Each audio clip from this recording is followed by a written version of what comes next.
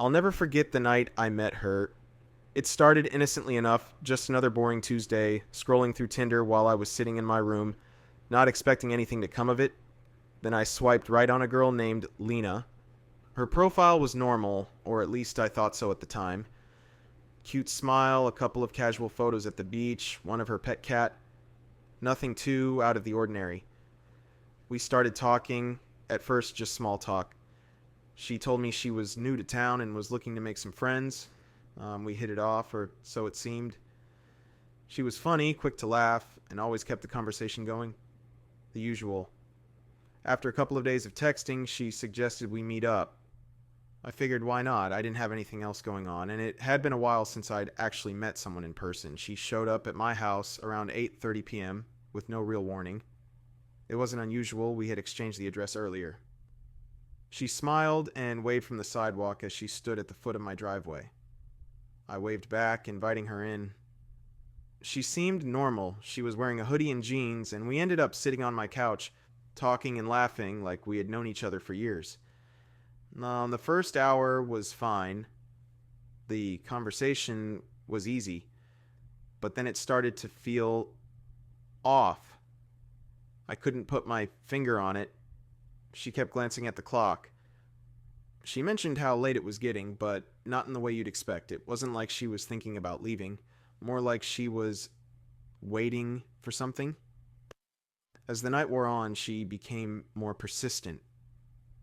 I offered to walk her to her car, but she laughed it off, saying she was too tired to drive and didn't want to deal with the hassle of heading back to her place.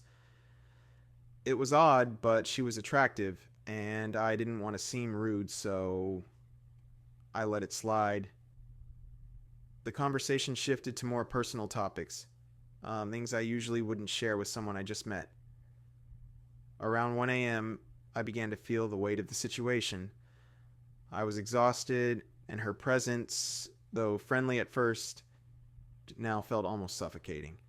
I was ready to tell her it was time to go, but when I mentioned that I was heading to bed, she seemed disappointed, almost upset.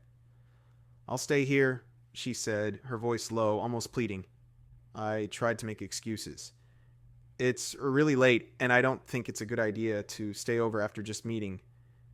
She nodded, her eyes glimmering oddly. "I don't mind. I feel safe here with you."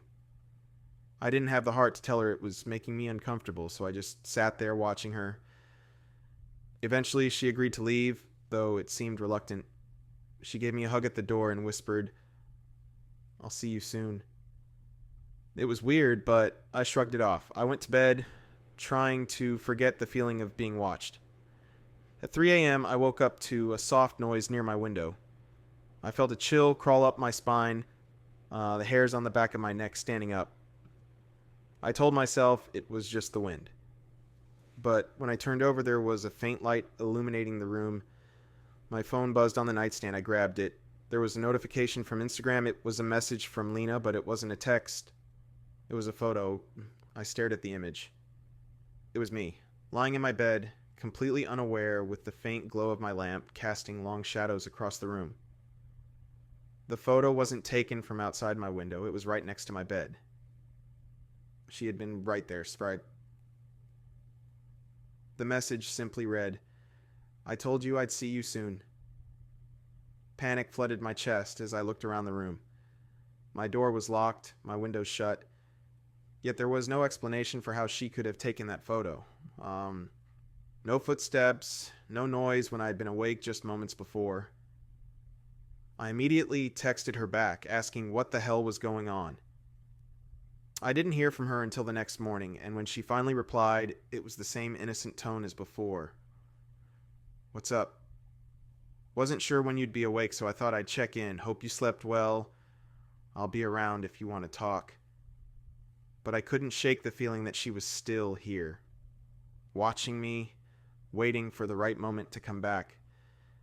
I haven't used Tinder since, and I haven't heard from Lena again. But every so often, I get that eerie feeling, like I'm not alone even when I am.